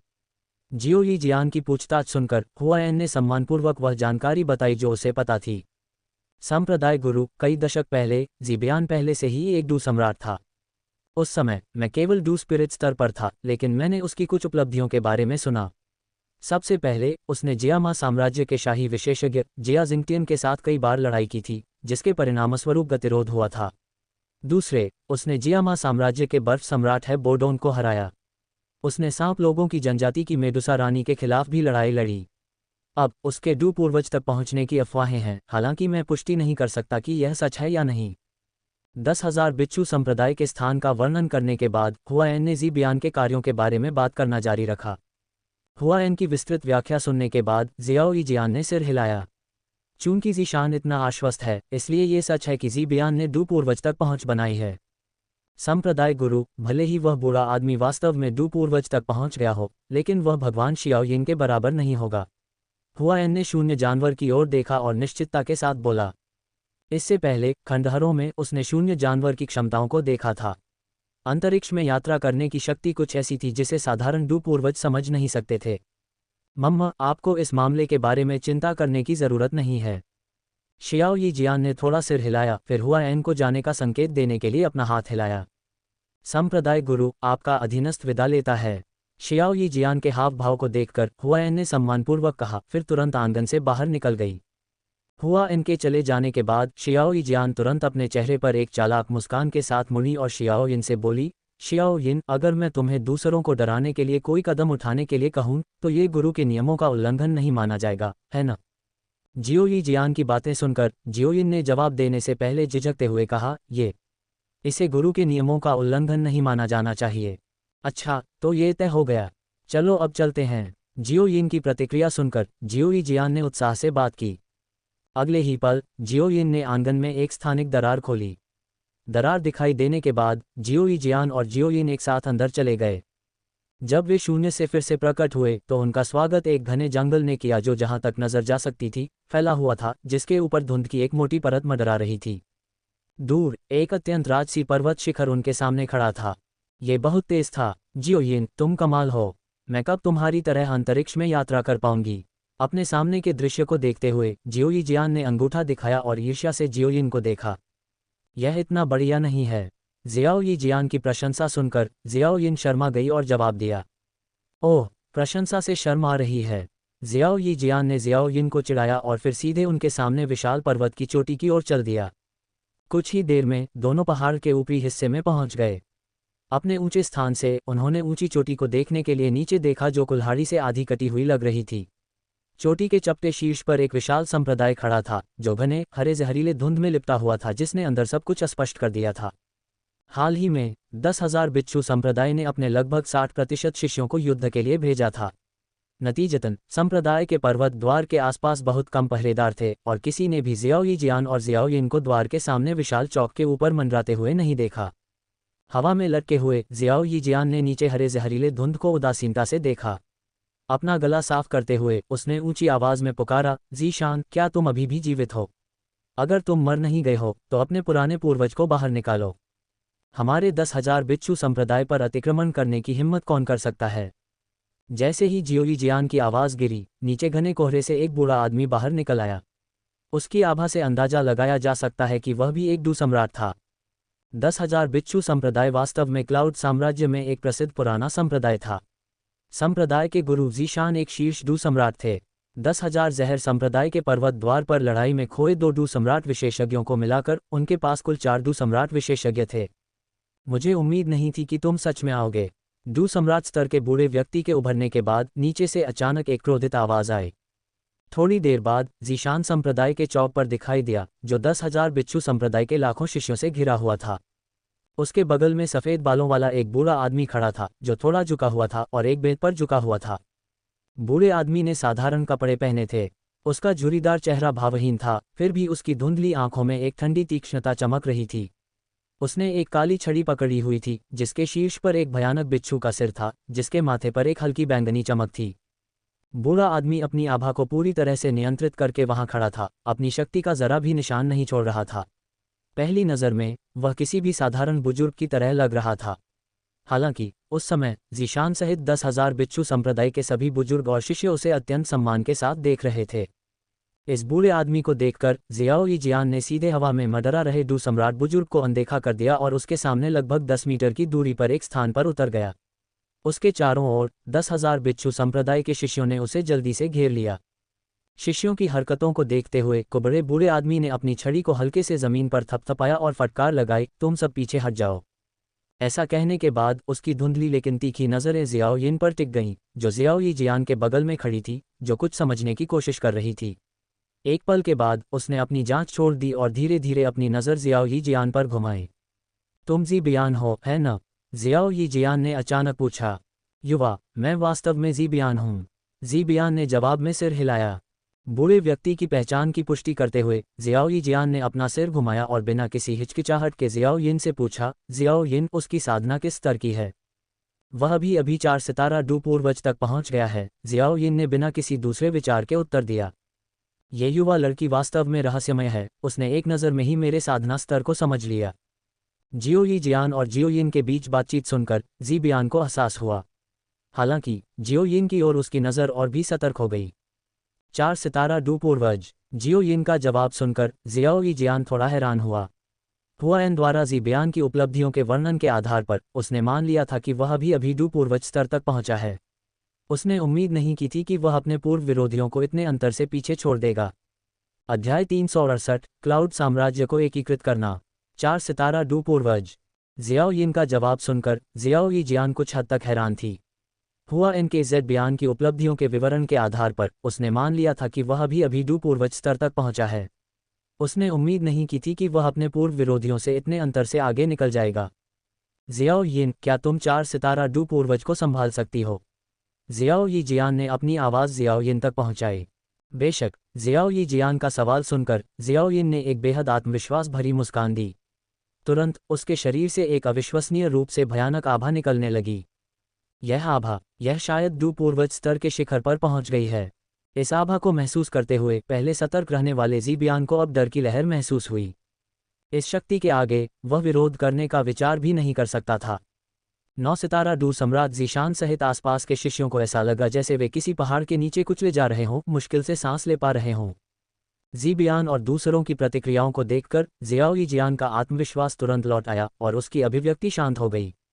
जियाओ यिन की ताकत का एहसास होने पर जी बियान ने तुरंत हार मान ली और कहा, वरिष्ठ, 10,000 जहर संप्रदाय के पर्वत द्वार पर हुई घटना पर्यवेक्षण में मेरी विफलता के कारण हुई थी, जिसके कारण जीशान के विद्रोही कार्य हुए। जी बियान, अब जब जहर संप्रदाय स्थापित हो गया है तो पूर्व 10,000 जहर संप्रदाय और दानव जहर संप्रदाय के सभी शिष्यों को अवशोषित कर लिया है। आपके 10,000 बिच्छू संप्रदाय को पता होना चाहिए कि क्या करना है ना? जी बियान के पीछे हटने के बाद जियाओ यी जियान ने सीधे तौर पर अपना उद्देश्य बताया। जियाओ यी जियान की बातें सुनकर जी बियान और जीशान दोनों ने असहायता के भाव दिखाए। थोड़ी देर सोचने के बाद जी बियान ने गहरी सांस ली। फिर उसने सम्मानपूर्वक जियाओ यी जियान को प्रणाम किया और कहा, अधीनस्थ जी बियान संप्रदाय गुरु को सम्मान देता है। अधीनस्थ जीशान संप्रदाय गुरु को सम्मान देता है। अधीनस्थ संप्रदाय गुरु को सम्मान देते हैं। जी बियान को जियाओ यी जियान के सामने झुकते देख 10,000 बिच्छू संप्रदाय के शिष्यों ने भी जल्दी से सिर झुकाया। उनके कार्यों को देखकर जियाओ यी जियान को बहुत संतुष्टि महसूस हुई। उसे उम्मीद नहीं थी कि यह यात्रा इतनी आसानी से हो जाएगी। जियाओ यिन के पास इतनी ताकत होने के बावजूद शिक्षक की शक्ति कितनी भयानक होगी। इसके अलावा अगर शिक्षक इतने शक्तिशाली हैं तो वे केवल यूनलान संप्रदाय के एक बुजुर्ग क्यों हैं? जियाओ यी जियान के दिल में कई सवाल उभरे। ठीक है, गुरु यून संप्रदाय के गुरु के लिए यूनलान संप्रदाय में रह रहे होंगे। इस कारण के बारे में सोचते हुए जियाओ यी जियान के मुंह के कोने पर एक मीठी मुस्कान उभरी। जब 10,000 बिच्छू संप्रदाय के लोगों ने एक पल के विचार के बाद जियाओ यी जियान को मुस्कुराते हुए देखा तो उनके तनाव भरे दिलों को आखिरकार राहत मिली। जियाओ यी जियान ने अपने आसपास के लोगों को देखा और शांति से कहा, बहुत अच्छा। चूंकि तुम संप्रदाय के गुरु के रूप में मेरी सेवा करने के लिए तैयार हो, तो अब से बादल साम्राज्य में केवल एक ही संप्रदाय होगा और वह है जहर संप्रदाय। अपनी बात खत्म करने के बाद जियाओ यी जियान की नज़र जीशान पर टिकी हुई थी और उसने धीरे से कहा, जीशान, चूंकि तुम इस बार बच निकलने में कामयाब रही, इसलिए मैं पिछली बातों को आगे नहीं बढ़ाऊंगी। हालांकि अब से यदि आप संप्रदाय के नियमों का उल्लंघन करते हैं तो मुझे निर्दयी होने का दोष न दें। जियाओ यी जियान की नज़र को महसूस करते हुए जीशान को लगा जैसे कि उसकी सांस उसी पल रुक गई हो। जब तक उसने जियाओ यी जियान के शब्दों को सुनना समाप्त नहीं किया तब तक वह वास्तविकता में वापस नहीं आया। जल्दी से जमीन पर घुटने टेक दिए और कहा, आश्वस्त रहो संप्रदाय गुरु। अब से जीशान पूरे दिल से संप्रदाय की सेवा करेगा और इसे नुकसान पहुंचाने के लिए कभी कुछ नहीं करेगा। घुटने टेकने वाले जीशान को देखते हुए जियाओ यी जियान ने कोई प्रतिक्रिया नहीं दी। इसके बजाय उसने अपनी नज़र ज़ीबियान पर घुमाई और धीरे से कहा, अब से हुआयन को संप्रदाय के बाएं रक्षक के रूप में नियुक्त किया गया है। आपको उसकी व्यवस्थाओं का बारीकी से पालन करना होगा। जहां तक तुम्हारा सवाल है ज़ीबियान, मैं तुम्हें ग्रैंड एल्डर का पद दूंगा। तुम्हें संप्रदाय के आंतरिक मामलों के बारे में चिंता करने की ज़रूरत नहीं होगी, बस अगर मजबूत दुश्मन आक्रमण करते हैं तो कार्रवाई के लिए तैयार रहो। आपका अधीनस्थ आज्ञा का पालन करता है। जियो यी जियान की व्यवस्था सुनकर ज़ीबियान बिना किसी हिचकिचाहट के सहमत हो गया। 10,000 बिच्छू संप्रदाय में मामलों से निपटने के बाद जियो यी जियान और जियो यिन तेजी से जहर संप्रदाय में लौट आए, जहां उन्होंने हुआयन को विवरण दिया और उन्हें अपने अस्थायी प्रस्थान के बारे में सूचित किया। संप्रदाय गुरु, आप कब लौटेंगे? मुझे चिंता है कि मैं जीशान और उसके समूह को नियंत्रित नहीं कर पाऊंगा। हुआयन ने हिचकिचाते हुए अपनी चिंता व्यक्त की। हुआयन की आशंका सुनकर जियो यी जियान ने आत्मविश्वास से उसे आश्वस्त किया, इस बारे में चिंता मत करो। भले ही आप जीशान को 100 हिम्मत दें, वह जहर संप्रदाय में परेशानी पैदा करने की हिम्मत नहीं करेगा। बस उसे एक साधारण बुजुर्ग की तरह ही समझो। समझ गया संप्रदाय गुरु। जियो यी जियान से निकलता आत्मविश्वास देखकर हुआयन को तुरंत अधिक सहजता महसूस हुई और उसे अधिक आश्वासन मिला। संप्रदाय गुरु, मैंने प्राचीन खंडहरों का पता लगाने के लिए शिष्यों का सावधानीपूर्वक चयन किया है। जैसे ही आप वापस लौटेंगे वे अपना मिशन शुरू कर सकते हैं। इसके अलावा हुआयन ने सम्मानपूर्वक अन्य मामलों पर रिपोर्ट करना जारी रखा। हुआयन की रिपोर्ट सुनकर जियाओ यी जियान ने सिर हिलाया और कहा, ठीक है, जब मैं वापस आऊं तो इन मामलों पर चर्चा करते हैं। हुआयन को कुछ और बातें बताने के बाद जियाओ यी जियान जियाओ यिन की मदद से जियामा साम्राज्य की ओर वापस अपनी यात्रा पर निकल पड़े। कुछ दिनों बाद जियामा साम्राज्य ने एक भव्य आयोजन का स्वागत किया। आज शाही राजधानी के शाही चौक में, जो दसियों हजार लोगों को समायोजित करने में सक्षम था, एक भव्य कीमियागर सम्मेलन आयोजित किया जा रहा था। शाही चौक के बाहर व्यवस्था बनाए रखने के लिए एक पूरी तरह से सशस्त्र सैन्य इकाई तैनात थी। इस सम्मेलन में सभी दिशाओं से अनगिनत शक्तिशाली व्यक्ति शामिल हुए। अगर अराजकता फैलती है तो राजधानी को गंभीर परिणाम भुगतने होंगे, इसलिए जियामा साम्राज्य के शाही परिवार ने अत्यधिक सावधानी बरती। चौक के प्रवेश द्वार पर कीमियागर एसोसिएशन के कर्मचारी निरीक्षण करने के लिए तैनात थे। केवल एसोसिएशन के सदस्यों और प्रतिभागियों को ही अनुमति दी गई थी। प्रवेश द्वार पर दर्शकों के लिए अलग प्रवेश द्वार था। विशाल प्लाजा में 1000 से अधिक हरे पत्थर के मंच थे, जो बड़े करीने से व्यवस्थित थे। ये मंच व्यवस्थित रूप से स्थापित किए गए थे, जो एक नज़र में हरे पत्थर के सैनिकों की सेना की तरह खड़े थे। इस समय तक कई कीमियागर पहले से ही प्लाजा में इकट्ठा हो चुके थे, अपने अपने मंच के पीछे पत्थर की कुर्सियों पर चुपचाप बैठे थे, प्रतियोगिता शुरू होने का इंतजार कर रहे थे। जैसे जैसे समय बीतता गया और भी कीमियागर गलियारे से निकलकर अपने निर्धारित कार्ड के अनुसार अपने निर्धारित स्थानों की तलाश करने लगे। उसी समय एक युवक ने आधे चेहरे का मुखौटा पहना हुआ था और अपनी आभा को छिपाते हुए धीरे धीरे प्लाजा में कदम रखा। जियाओ यानजी, इस सम्मेलन में चैंपियनशिप जीतने और विजेता का पुरस्कार पाने के लिए अपना सर्वश्रेष्ठ प्रयास करो। जैसे ही वह प्लाजा में दाखिल हुआ, जियाओ यान के दिमाग में अचानक एक बूढ़ी और कुछ हद तक कर्कश आवाज गूंजी। अध्याय 369, कीमियागर सम्मेलन। प्रमुख हस्तियां एकत्रित हुईं। हाँ शिक्षक, जियाओ यान निश्चित रूप से चैंपियनशिप जीतने का प्रयास करेगा। याओ लाओ के शब्दों को सुनकर जियाओ यान ने दूसरों के साथ आगे बढ़ने से पहले दृढ़ता से सिर हिलाया। मार्शल नालन, आप यहाँ हैं। इस समय वीआईपी अनुभाग में सामने की पंक्ति में बैठे कुछ लोगों ने नालन जी को बधाई दी जब वह दिखाई दिया। बधाई हो मार्शल नालन। मैंने सुना है कि आपके नेतृत्व में पूर्वी सीमा पर अशांति पूरी तरह से हल हो गई है और स्नैक पीपुल्स की सेना रेगिस्तान में गहराई तक पीछे हट गई है। आप इसके लिए बहुत श्रेय के पात्र हैं। म्यू चेन, म्यू परिवार के मुखिया खड़े हुए और नालन जी को बधाई दी। हे मार्शल म्यू, मैं इसका सारा श्रेय नहीं ले सकता। स्नैक पीपुल्स सेना की वापसी पूरी तरह से सैक्ट मास्टर यून और स्टोन डेजर्ट सिटी के एक एकांतप्रिय विशेषज्ञ की बदौलत थी। नलन जी ने हाथ हिलाकर म्यू चेन के शब्दों के जवाब में विनम्रतापूर्वक समझाया। ओह, स्टोन डेजर्ट सिटी का एक एकांतप्रिय विशेषज्ञ। म्यू चेन को यून के बारे में आश्चर्य नहीं हुआ, लेकिन वह नलन जी द्वारा छिपे हुए विशेषज्ञ का उल्लेख सुनकर आश्चर्यचकित था। मार्शल म्यू, आइए बैठकर इस पर धीरे धीरे चर्चा करें। म्यू चेन और कई अन्य परिवार के मुखियाओं के चेहरे पर भ्रम देखकर नलन जी ने धीरे से अपनी आस्तीन हिलाई और बैठ गए। फैंगली, यानशी और मेरे किले में पहुंचने के कुछ ही समय बाद हमारा सामना 4 स्नैक पीपल नेताओं से हुआ जिनके पास डुकिंग स्तर की ताकत थी। उस समय एक बहुत शक्तिशाली युवक दिखाई दिया, उसने खुद को यानजियो कहा। अंत में संप्रदाय के गुरु यून ने स्नैक पीपल की कुलमाता से कुछ कहा और उन्होंने जल्दी से अपने सैनिकों को वापस ले लिया। जब नलन जी वीआईपी सीट पर बैठे तो उन्होंने पिछली घटनाओं को बड़ी दिलचस्पी से सुनाया। ये वही है, वह वास्तव में यहाँ आया था। बात करते समय नालन जी ने अचानक एक परिचित व्यक्ति को देखा। मार्शल नालन, आपने क्या देखा? नालन जी के उद्गार को सुनकर म्यूचेन और आसपास के कई परिवार के मुखियाओं ने जल्दी से उसकी निगाह का अनुसरण किया, लेकिन उन्हें कुछ भी असामान्य नहीं दिखाई दिया। नालन जी ने प्रतिभागियों के बीच खड़े एक साधारण युवक की ओर इशारा किया और कहा, वह युवक, वह यान जियाओ है, वह व्यक्ति जिसके बारे में मैं अभी बात कर रहा था। सभी ने नालन जी द्वारा इंगित दिशा में देखा और जियाओ यान को देखा। उन्होंने टिप्पणी की, वह काफी साधारण दिखता है। साधारण? बिल्कुल नहीं। जब ये लोग चर्चा कर रहे थे तो एक बुजुर्ग की आवाज़ गूंजी। सभी ने अपना सिर घुमाया और देखा कि बैंगनी रंग का किमियागर का लबादा पहने एक बूढ़ा आदमी वीआईपी सेक्शन की ओर जा रहा था। उसके साथ कई अन्य बुजुर्ग भी थे। राष्ट्रपति फामा, आप आ गए। बूढ़े आदमी को देखकर नालन जी और म्यू चेन दोनों ने उसका बहुत सम्मान के साथ अभिवादन किया। ये बुजुर्ग व्यक्ति कोई और नहीं बल्कि जियामा साम्राज्य में अल्केमिस्ट गिल्ड का अध्यक्ष था। हे, मुझे उम्मीद नहीं थी कि इस अल्केमिस्ट सम्मेलन में आप युवा पीढ़ी के लोगों को देख पाऊंगा। समूह का अभिवादन करने के बाद फामा ने मैदान पर जियाओयान की ओर अर्थपूर्ण नजर डाली। मुस्कुराते हुए उसने कहा, वह युवक काफी होनहार लगता है। आप में से कोई भी उसे साधारण क्यों समझेगा? हाँ, राष्ट्रपति फामा, आपकी पैनी नज़र कभी विफल नहीं होती। उस युवक में डुकिंग की ताकत है और वह पहले से ही तीसरे दर्जे के किमियागर के स्तर तक पहुंच चुका है। नालन जी हंसे। ओह, इतनी कम उम्र में तीसरे दर्जे के किमियागर के स्तर तक पहुंचना, ये काफ़ी प्रभावशाली है। फामा ने थोड़ा सिर हिलाया, फिर अपने पीछे खड़े व्यक्ति की ओर इशारा किया। उसके पीछे खड़ा एक बुजुर्ग तुरंत मुड़ा और मैदान की ओर चल दिया। जब ये लोग बात कर रहे थे तो जियाओ यान ने भी महसूस किया कि याओ लाओ की याद दिलाने की वजह से कुछ जोड़ी आंखें उसे देख रही हैं। हालांकि उसने ऐसा व्यवहार किया जैसे कि उसने ध्यान ही नहीं दिया हो और शांत और संयमित व्यवहार बनाए रखा।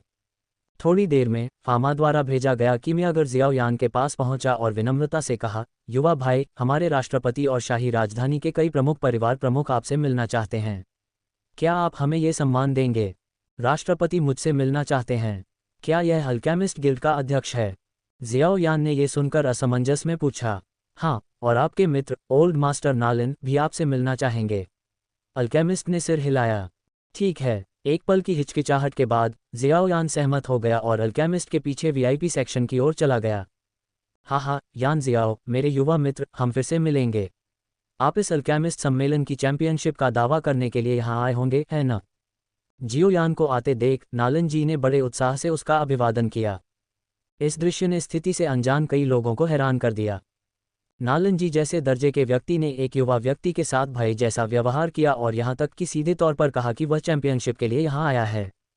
उस पर कई लोगों की निगाहें देखकर जियोयान केवल एक विनम्र व्यवहार बनाए रख सका और कहा, मार्शल नालन, ये सम्मेलन छिपी हुई प्रतिभाओं से भरा है। यान जियो कैसे प्रथम स्थान का दावा करने की हिम्मत कर सकता है? भाई यान जियो, आप बहुत विनम्र हैं। यह अल्केमिस्ट गिल्ड के अध्यक्ष फामा हैं, ये साम्राज्य के मार्शल म्यू हैं और यह है। नालन जी ने मुस्कुराते हुए जियोयान के कंधे पर थपथपाया और उपस्थित उल्लेखनीय व्यक्तियों का परिचय कराया। यान जियो राष्ट्रपति फामा, मार्शल म्यू का अभिवादन करता है। नालन जी द्वारा परिचय समाप्त करने के बाद जियोयान ने अपने हाथों को कप में भर लिया समूह का अभिवादन करते हुए। हालांकि इस समय फामा थोड़ा भौहें सिकोड़ रहा था। उसकी नज़र जियाओयान को ऊपर से नीचे तक स्कैन कर रही थी, मानो कुछ खोज रहा हो। राष्ट्रपति फामा, क्या कुछ गड़बड़ है? फामा के व्यवहार को देखते हुए नालन जी आश्चर्य में पूछने से खुद को रोक नहीं पाए। उन्हें राष्ट्रपति से ऐसी प्रतिक्रिया की उम्मीद नहीं थी। हे, मुझे नहीं पता क्यों, लेकिन मुझे युवा यान जियाओ से एक हल्की सी परिचित आभा महसूस हो रही है। फामा ने हल्की खांसी की, बोलते समय थोड़ा हैरान दिख रहे थे। परिचित? जियाओ यान ने उलझन में पलकें झपकाईं, उलझन महसूस की। अपनी कम उम्र को देखते हुए उसके लिए इस बुजुर्ग से पहले मिलना असंभव था। क्या ऐसा हो सकता है कि बूढ़े व्यक्ति ने अपने शिक्षक की उपस्थिति का पता लगा लिया हो? ऐसा लग रहा था कि यह असंभव है। हे, शायद ये सिर्फ एक गलती है। जैसे जैसे कोई बड़ा होता है, भ्रम अधिक बार होने लगते हैं। फामा ने निराशा में अपना सिर हिलाया, एक बार फिर से महसूस किया, लेकिन पिछली भावना को पहचानने में विफल रहा। वह अपनी कुर्सी पर पीछे की ओर झुक गया, उसका मन क्षण भर के लिए भटक गया, यादों में खो गया। जब फामा अभी भी एक युवा व्यक्ति था और महाद्वीप भर में यात्रा कर रहा था, तो एक बार उसकी मुलाकात एक बेहद शक्तिशाली बुजुर्ग से हुई थी। भाग्य के एक झटके से फामा ने इस रहस्यमय व्यक्ति के साथ 3 दिन बिताए, और उस दौरान बुजुर्ग ने उसे कुछ ऐसी बातें सिखाईं जिनसे फामा को बहुत फायदा हुआ। यह इस ज्ञान के साथ था कि फामा, जो मूल रूप से एक अज्ञात व्यक्ति था, जियामा साम्राज्य में लौटने के बाद धीरे धीरे अपने वर्तमान पद पर पहुंच गया। जितना वह आगे बढ़ा, उतना ही उसे एहसास हुआ कि वह रहस्यमय बुजुर्ग कितना भयानक रूप से शक्तिशाली रहा होगा। जियाओ यान से उसे जो फीकी आभा महसूस हुई थी, वह कुछ हद तक उस बुजुर्ग की याद दिलाती थी। यही वजह थी कि फामा ने कुछ समय के लिए अपना संयम खो दिया था। अध्याय 370, श्री यान जियो, ये चैंपियनशिप आपकी है। दोषी विवेक के साथ जियो यान ने पिछले विषय पर अधिक समय बिताने की हिम्मत नहीं की। जैसे ही वह विषय बदलने वाला था, पास के गलियारे से एक बुजुर्ग की हंसी गूंजी। हे, फामा, तुम इतनी बूढ़ी हो गई हो, फिर भी तुम इन युवाओं की प्रतियोगिताएं देखने आती हो।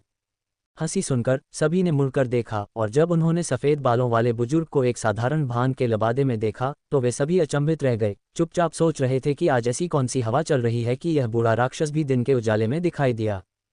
नवागंतुक कोई और नहीं बल्कि जियामा साम्राज्य का सबसे शक्तिशाली ज्ञात व्यक्ति, शाही संरक्षक जिया जिंगटियन था। उसके पीछे 2 महिलाएं थीं। एक छोटी लड़की थी, शाही परिवार की छोटी राजकुमारी याओ यू। उसने विशेष रूप से सिलवाया हुआ हल्का हरा रंग का किमियागर लबादा पहना हुआ था, जिसकी चौड़ी आस्तीन पर महीन रेशम से बुने हुए जटिल कमल के पैटर्न सजे हुए थे जो लालित्य का स्पर्श जोड़ते थे। हालांकि जो लोग उससे परिचित थे वे जानते थे कि उसके सौम्य रूप के बावजूद वह एक शरारती और चंचल चरित्र थी। छोटी राजकुमारी के बगल में एक लंबी महिला खड़ी थी, जो एक शानदार रेशमी लबादा पहने हुए थी। वह याओ यू से कुछ हद तक मिलती जुलती थी, लेकिन उसका स्वभाव ठंडा और आकर्षक था। उस बर्फीले व्यवहार के नीचे शाही परिवार में वर्षों से विकसित एक शाही उपस्थिति थी। छोटी और मनमोहक राजकुमारी की तुलना में इस महिला ने एक परिपक्व बर्फीले आकर्षण को दर्शाया। उसकी आंखों में एक प्राकृतिक आकर्षण था जिसने उसके आसपास के लोगों को मोहित कर लिया। हे, तुम बूढ़े आदमी, क्या तुम भी नहीं आए? मुझे याद है कि तुम आमतौर पर इन आयोजनों से बचते हो। राष्ट्रपति फामा ने जिया जिंगटियन को एक शांत स्वर में बधाई दी। हम एल्डर जिया का अभिवादन करते हैं। हालांकि बाकी लोगों ने जिया जिंगटियन का बहुत सम्मान के साथ अभिवादन किया। उनके अभिवादन को हल्के से सिर हिलाकर स्वीकार करते हुए जिया जिंगटियन ने फामा की ओर हंसते हुए कहा, दशकों तक छिपे रहने के बाद अब कभी कभी बाहर आकर दुनिया को देखना अच्छा लगता है। बोलने के बाद जिया जिंगटियन ने अपनी नज़र जियाओ यान की ओर घुमाई। लगता है कि इस युवक को आप सभी का बहुत ध्यान मिल रहा है। एल्डर जिया, ये वही यान जियाओ है जिसका जिक्र मैंने अपनी रिपोर्ट में किया था। नालन जी ने जल्दी से दोनों का परिचय कराया। यह एल्डर जिया है, हमारे जियामा साम्राज्य का संरक्षक। ओह, तो यह वह युवक है जिसने स्नैक पीपुल्स के नेता के खिलाफ लड़ाई लड़ी थी। नालन जी के शब्दों को सुनकर जिया जिंगटियन की आंखें दिलचस्पी से चमक उठीं।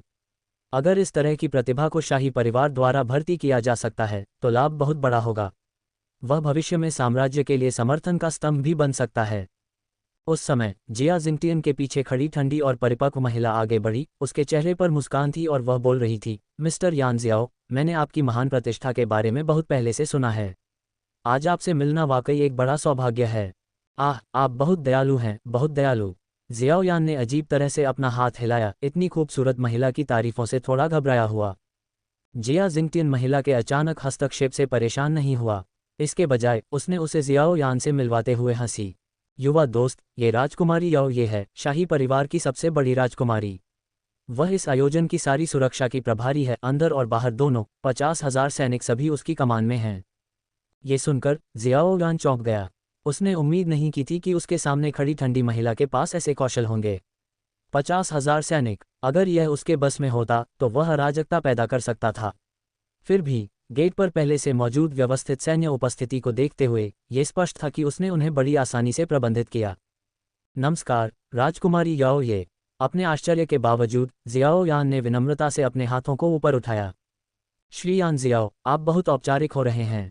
मेरी राय में आप इस टूर्नामेंट की चैंपियनशिप के लिए सबसे मजबूत दावेदार हैं। राजकुमारी याओ ये ने जियाओ यान के लिए अपनी प्रशंसा को छिपाने का कोई प्रयास नहीं किया। उसकी उच्च प्रशंसा सुनकर उसके बगल में बैठी छोटी राजकुमारी ने मुंह बनाया और अपनी बहन की बातों से स्पष्ट रूप से असहमत होकर कुछ बुदबुदाया। वीआईपी सेक्शन में कुछ कुलीन बेटे मुस्कुराते हुए राजकुमारी याओ ये को घूर रहे थे। उन्होंने उसका ये रूप पहले कभी नहीं देखा था और जियाओ यान के प्रति ईर्ष्या से भर गए थे। ओह, राजकुमारी याओ ये, चैंपियनशिप के बारे में बात करना अभी भी थोड़ा जल्दी है, जियो यान ने सावधानी से जवाब दिया। आज इतने सारे लोगों ने विश्वास व्यक्त किया कि जियो यान चैंपियनशिप जीतेगा, वह खुद को थोड़ा खुश महसूस करने से नहीं रोक सका। हालांकि सतह पर उसने अभी भी एक विनम्र रवैया बनाए रखा। मुझे उम्मीद है कि श्री यान जियो इस बार संतोषजनक परिणाम प्राप्त कर सकते हैं। जब ऐसा होगा तो मैं व्यक्तिगत रूप से आपकी जीत का जश्न मनाने के लिए एक भोज की मेजबानी करूंगा, जब तक कि आप निमंत्रण को अस्वीकार नहीं करते हैं, राजकुमारी याओ ये ने एक प्यारी मुस्कान के साथ कहा। जरूर, ये ठीक है। याओ ये के उसे जीतने के प्रयासों का सामना करते हुए जियो यान की उसके प्रति सतर्कता काफ़ी हद तक कम हो गई। उसकी प्रतिक्रिया देखकर याओ ये संतुष्ट हो गया और जिया जिंगटियन के पीछे खड़ा हो गया।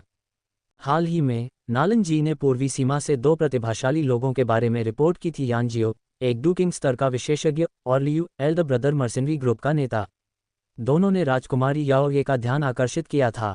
अब जब वह उनमें से एक से मिल चुकी थी तो वह संबंध बनाने का अवसर हाथ से जाने नहीं देना चाहती थी। अगर उसमें वाकई वह क्षमता है तो इस रिश्ते को बनाने के मेरे प्रयास सार्थक होंगे। उसकी खूबसूरत आंखें जियाओ यान के चेहरे पर घूम गईं, जो पूरे समय शांत और संयमित रहा था। याओ ये उसकी स्थिरता से काफ़ी प्रसन्न था। परिचय के बाद सभी ने वीआईपी सेक्शन की अगली पंक्ति में अपनी सीटें ले लीं। सीधे बैठे हुए जियाओ यान ने अपनी नज़र नीचे के विशाल, कुछ हद तक डराने वाले प्लाजा पर टिकाए रखी।